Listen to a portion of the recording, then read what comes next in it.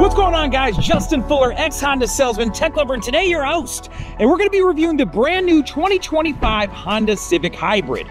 Is it worth the money, and how does it stack up against other makes and models? We're going to figure out all that and more, so let's hop on in. So this thing is $32,845. Let's start at the front of this car and work our way back. So at the front of this car, you have a 2-liter hybrid engine putting out 200 horsepower. So I want to throw a comparison up so you can see how does the 200 horsepower in this vehicle stack up against other makes and models out in the world. While that's up, I'll just remind you, if you move to the non-hybrid version, you'd be looking at roughly 150 horsepower. Or if you wanted to jump to its big sister, the Accord Hybrid, you'd be looking at roughly 204 horsepower. Or if you went to the Civic Si, you'd be right in that same category too. So a lot of different options when it comes to horsepower. Now, as far as MPGs goes, this car gets 50 in the city and 47 on the highway. So I want to throw a comparison up so you can see how does the 50 in the city and 47 on the highway stack up against other makes and models. While that's up, I'll just remind you, you could go down to a non-hybrid Civic and be looking at 31 in the city and roughly 39 on the highway. Or you could jump over to the sister Accord Hybrid and get that 46 in the city and roughly 41 on the highway. So now when it comes to front row leg space, I am sitting in this car and I've got 42.3 inches of front row leg space in this car. It's quite a bit. So if I had been 6'2", 6'3", I'm 6 foot 250, I would have plenty of space. But I want to throw a comparison up so you can see how does the 42.3 stack up against other makes and models out in the world.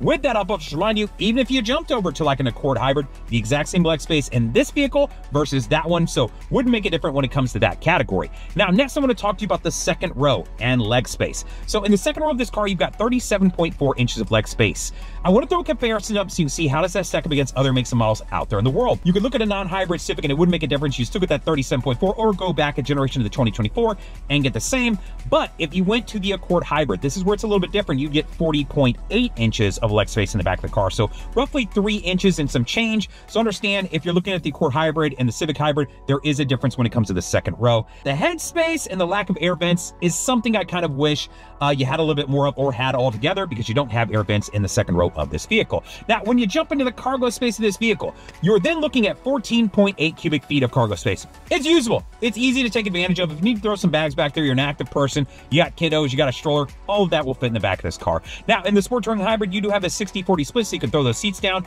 so you can take advantage of that as well. Now, I want to throw a comparison up so you can see how does the 14.8 cubic feet stack up against other makes and models out in the world. While this up, I'll of course remind you, non-hybrid is going to be the exact same.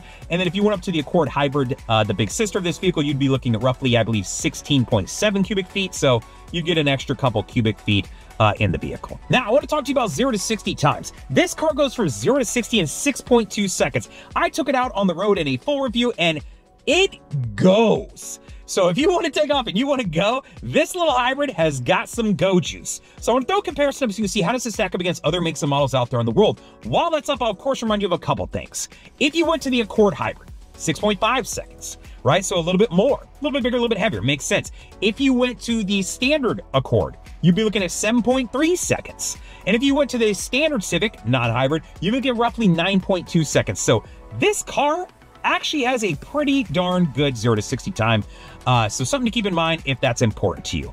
Now, ground clearance. This car is not listed with the ground clearance right now, but if I look at the previous generation, it's 5 inches of ground clearance. So I'm going to throw that up on the screen so you can see how does the 5 inches of ground clearance stack up against other makes and models out in the world. Now, I will say that's not an official distance that they've given me yet, but I'm going to assume that it's going to be roughly the same so that we have something to compare it to. All right, guys, so before we get out of here, I want to ask you for a couple favors. One, I hope you'll press the like button because you like the way I present the content. It'll help push this video up in the search. 2, I hope you subscribe to the channel so when I produce videos like this, you will receive them. 3, I hope you share it. If you got some friends who are shopping specifically hybrids or the Civic Hybrid, the Accord Hybrid, maybe this is something they'll be interested in. And then understand, if you're looking for a little bit longer form video that goes through a little bit more detail, explains touchscreens and leather and what doesn't have leather and what has powered seats and what doesn't, know that I make videos like that as well. Please do check them out. Other than that, like, comment, subscribe, all the things. Later, guys!